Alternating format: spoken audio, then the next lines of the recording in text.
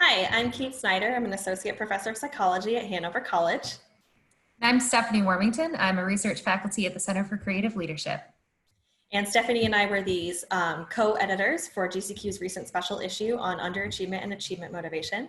We're here today with Dr. Desmet, who co-authored the paper Telling a Tale, How Underachievement Develops in Gifted Girls, along with her co-authors Nielsen Pereira and Jean Peterson. So hopefully we're just going to ask you some questions today and do a little conversation around your study. Stephanie? Yeah, we'd love to start off with just hearing in your own words what your study was about and one thing you'd like people to know that you found. Sure. So with financial support from the American Psychological Foundation, we conducted a multiple narrative inquiry with 4 gifted girls who identified as underachieving to explore what these girls identified as contributing factors to the onset, maintenance, and resolution of their underachievement.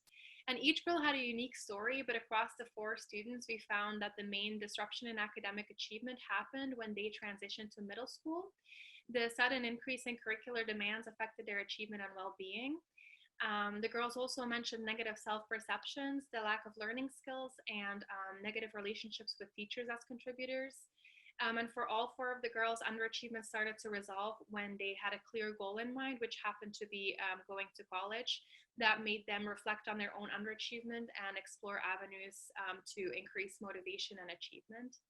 I think the main thing that we want to have people remember is this study shows really the value of qualitative research and going to your population that you're studying and hearing their insights directly. For example, these girls talked a lot about negative student and teacher relationships and how that affected their achievement. Whereas if you look at the general research on underachievement, a lot of times the focus remains on the student and individual characteristics. So it was interesting to see that the students brought this to our attention, and I think it would be interesting to explore that further and see what other students might bring up that we haven't thought of as researchers yet. Great, and you actually just kind of addressed our second question, which is talking about how does this contribute to what we already know about underachievement? So we'll go, I think, to the third question. So what suggestions do you have for other researchers who want to adopt this type of methodology? Right, so we did a narrative inquiry and we did it with adolescent girls, which kind of complicates things a little bit more than if you have an adult participant.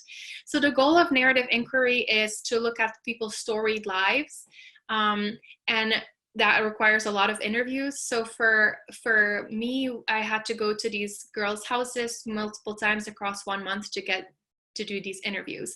And when working with adolescents particularly, there's more of a power dynamic there, right? I'm not only a researcher, but I'm also an adult in the room. And that creates a lot more responsibility on my end to really make sure that, students understand, feel comfortable, but also understand the consequences of what they're sharing. And so an added thing that you have to do with qualitative research with youth is that you have to be mindful of boundaries, because we're a researcher and an adult might understand what we're there to do. But for these girls, it's really like, a caring adult is there to listen. And they kind of forget sometimes that you're there with a purpose. So you have to kind of set up boundaries on how you're going to interact with them, set up boundaries about the relationship you're getting into, and making sure they're prepared for when you exit, because they, some of the girls mentioned, this feels like counseling. I would like to go on with you beyond the study, but I'm really not, in a position to counsel them as a researcher. So you just have to set up some of those boundaries. And another important lesson I'd like to share is, for me, it really helped to start with writing my own narrative. So you should always engage in memoing and bracketing to kind of distinguish between your thoughts and what the data says.